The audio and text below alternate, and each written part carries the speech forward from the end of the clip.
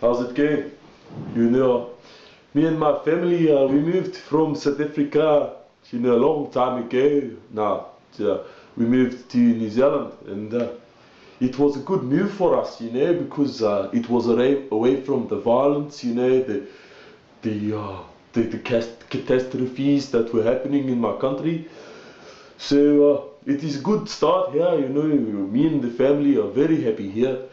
They also make good biltong, good boerewors. So, in these South African shops we can still buy our stuff. So if you're watching this ever in South Africa, come over, there's plenty of room here.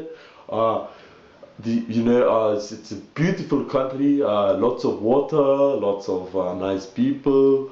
So yeah, this is just my message from over in New Zealand. That's where me and the family is now. To my fellow South African friends over there. So thank you very much for watching.